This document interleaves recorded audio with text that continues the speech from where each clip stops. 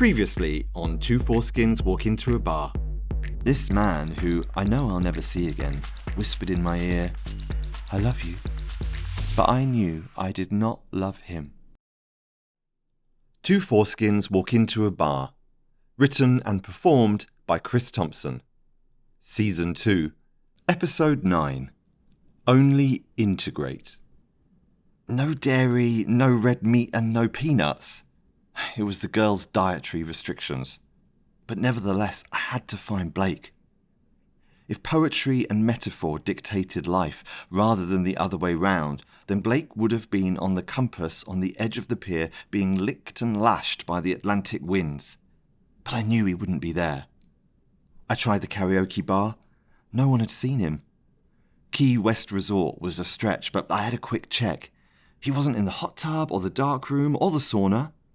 He didn't answer his phone, so I wandered the streets of Key West, peering into each bar, past the bachelorette parties and the cruise ship passengers. I found him on my porch. He was reading my copy of The Glass Menagerie that had slipped from my hand during an afternoon snooze. "Are you okay?" I asked. "I've been so worried." "Where did you go?" "Well, It's okay, I get it," said Blake. "Today was awful, and I'm so sorry you got caught up in it." I felt deeply ashamed for having left. "Blake, it's fine, I promise you." "It just fucks me off, like I feel these things for you, and then this happens. I just want one thing to go my way, just one fucking thing." "I was on my way to tell you that I think I'm falling in love with you," I said. I think I'm still at that point where I could not do that. Like I'm at the junction, I could probably still turn left instead of right, but I don't think I'll be at this junction very long, and I'm due to leave next week, so... "Do you have to leave?" Blake said. What was I returning to in New York? In all honesty, I'd moved to make a life there, to be an artist, but that wasn't happening. So what, do I go back into the ring for another round with a city that doesn't want me? I was stubborn and I didn't want to be beaten. And this had been my dream for 20 fucking years. But at the same time, there were other things in my life I wanted too. Every area of my life felt lacking. Work, love, money. The paucity of these things was growing intolerable. In his introduction to The Glass Menagerie, Tennessee Williams wrote, "Success required endurance.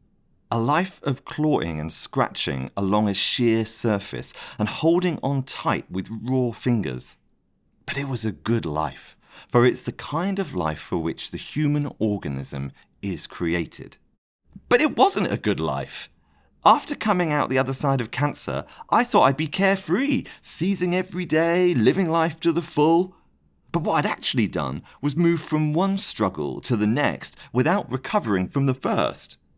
In New York, I was fighting for my life after literally having just fought for my life against cancer. Screaming into the void of an industry who did not want my writing. All the while trying to find a new sublet every month and not having the money for rent or food, all because I was too stubborn to give up on a dream. And there's a naivety that I must admit to. I just thought I was due some luck. That it would be my turn. But seeing the unjustness of other people having what I desired grew a resentment that ate away at my insides as much as any cancer. I calculated I'd spent 4 years in fight or flight mode.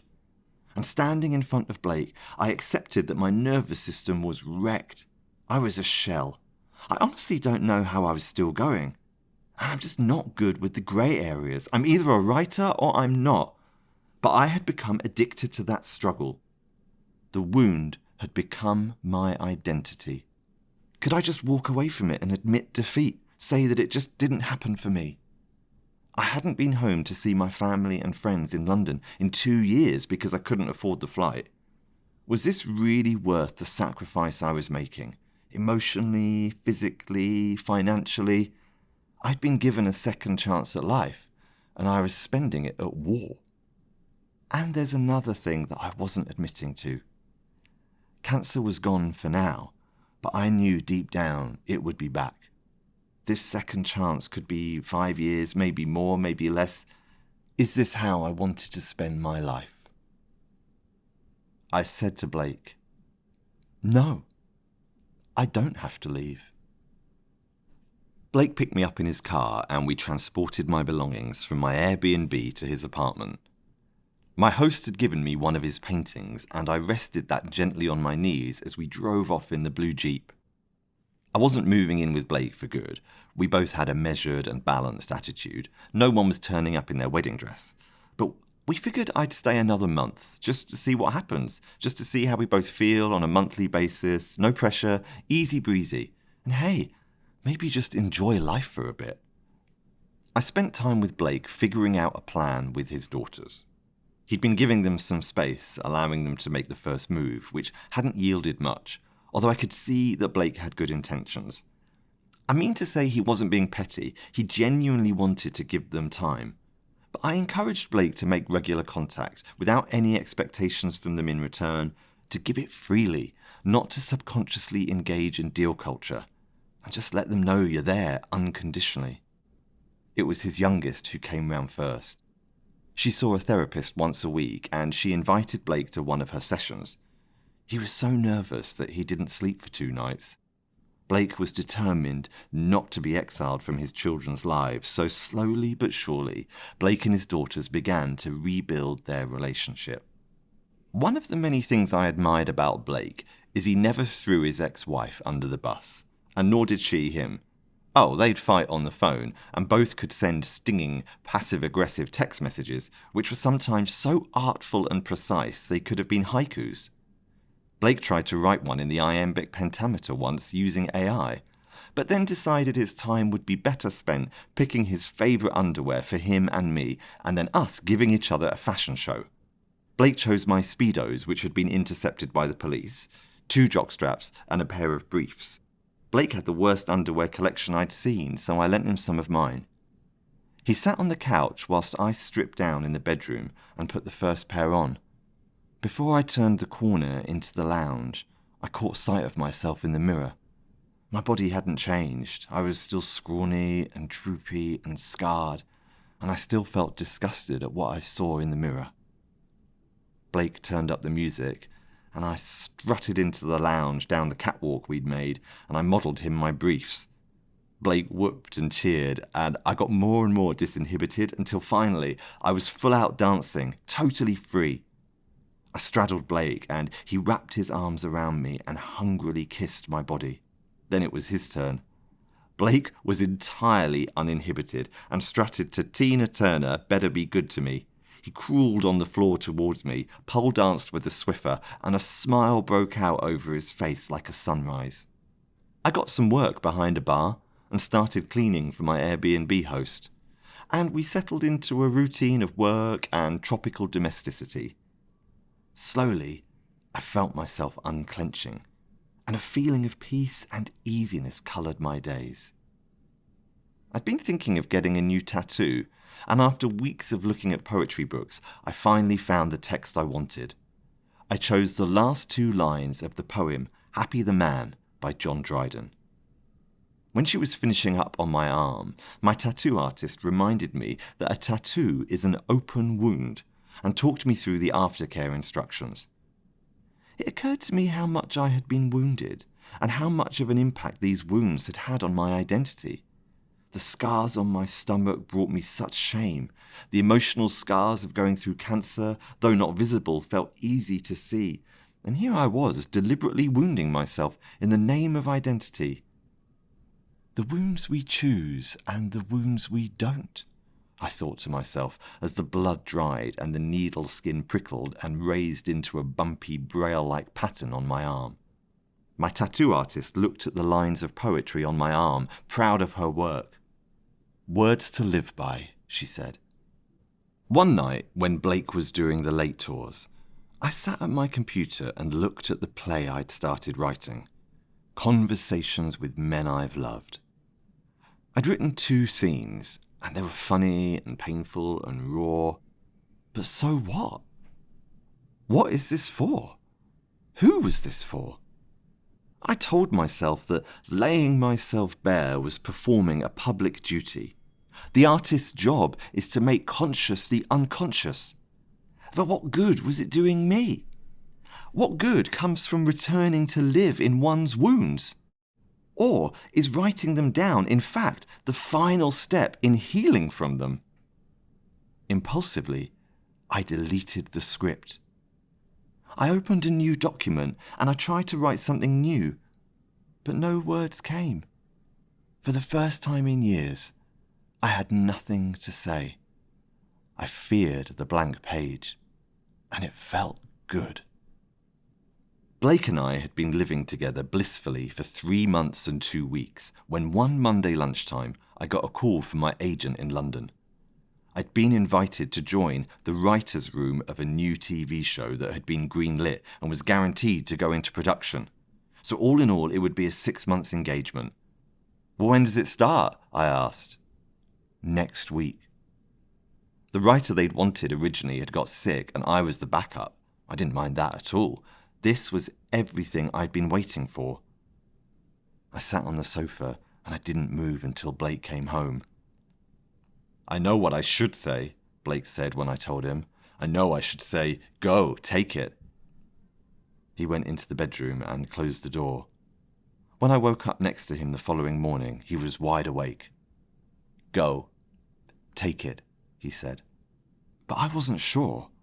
Yeah, it was an incredible opportunity and amazing money. But I was happy and safe and a little bit in love. Everything with being a writer was so hard. Everyone was in my way, and I was so used to fighting that I think I'd become addicted to that fight. Locked into a battle I could actually quite easily walk away from. Or, to put it another way, we spend so long building a house, we forget to ask ourselves if we still want to live in it. And of course, there was Blake to consider. Not just my feelings towards him, but his towards me. I seethed with a quiet rage that it would just be my luck that the two things I've wanted more than anything, love and success, would come, but one at the expense of the other. I was allowed one, but not both.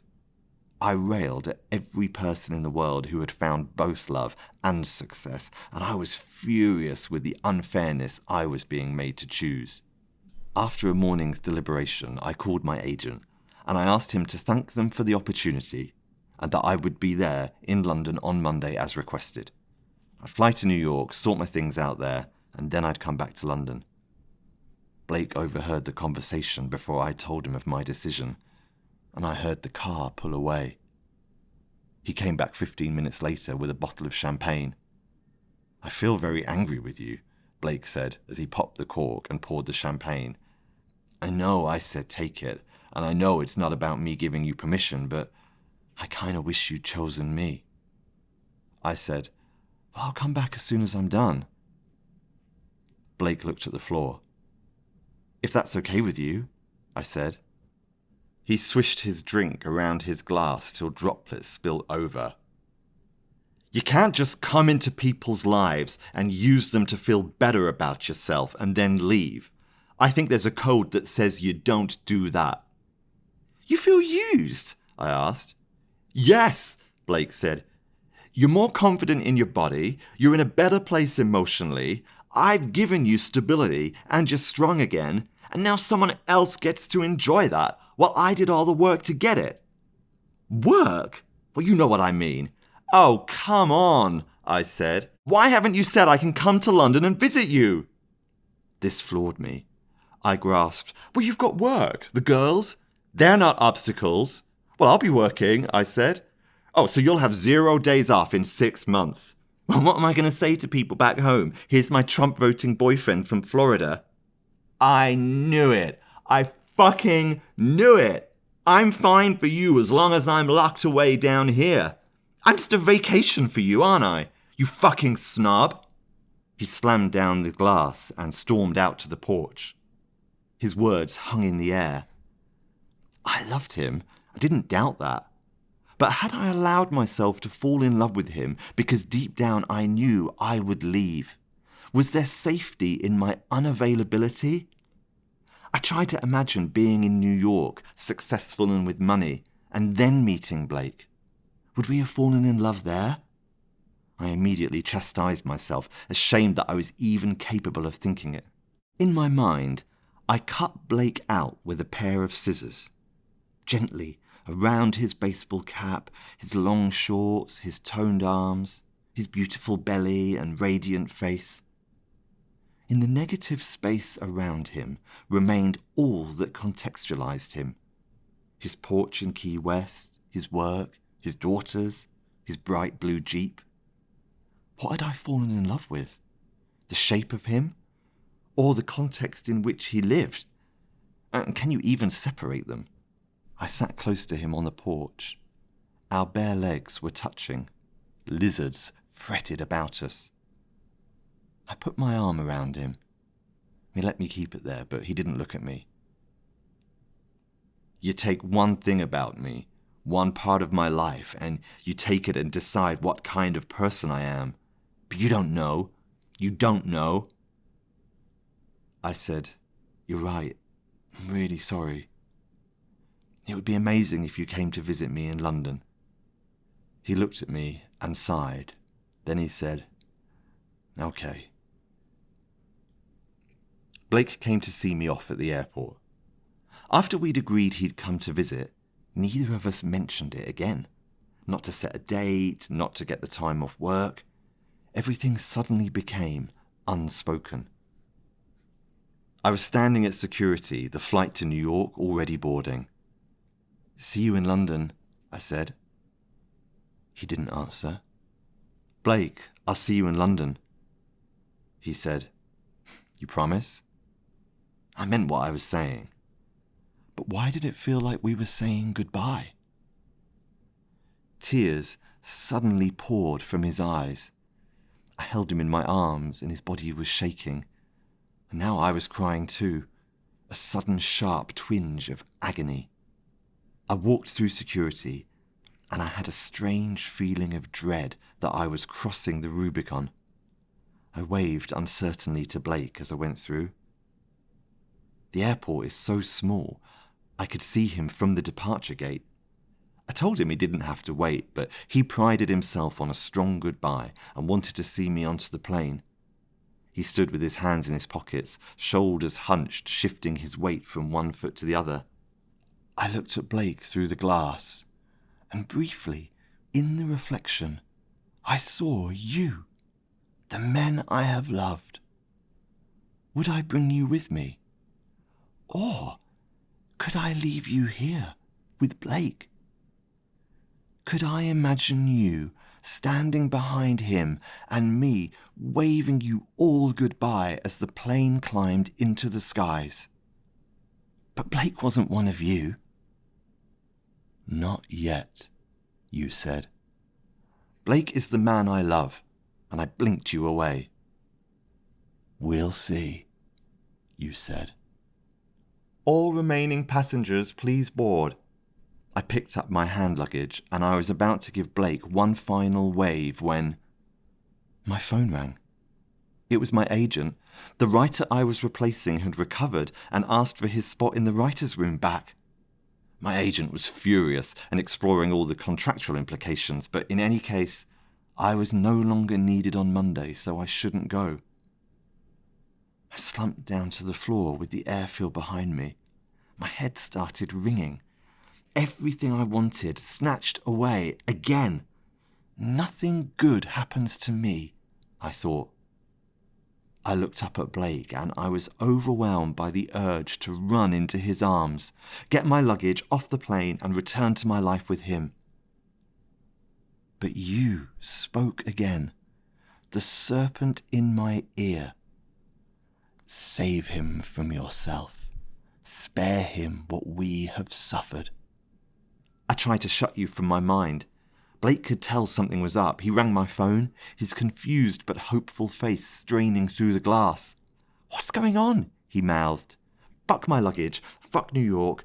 Do we find love that often that we should turn our backs on it when it comes?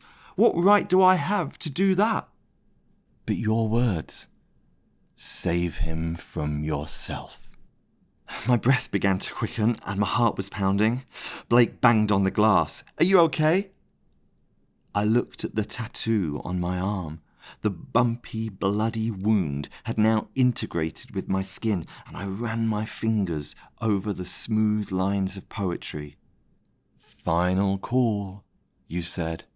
"Final call." I looked at Blake. I looked at the plane outside, and I read the words tattooed on my skin. "Tomorrow do thy worst, for I have lived today." Suddenly, a perfect, terrible clarity. I stood up and walked towards tomorrow. Two Foreskins Walk Into a Bar is written and narrated by Chris Thompson, directed by Andrew Falaise, edited and post-production by Christopher Huth.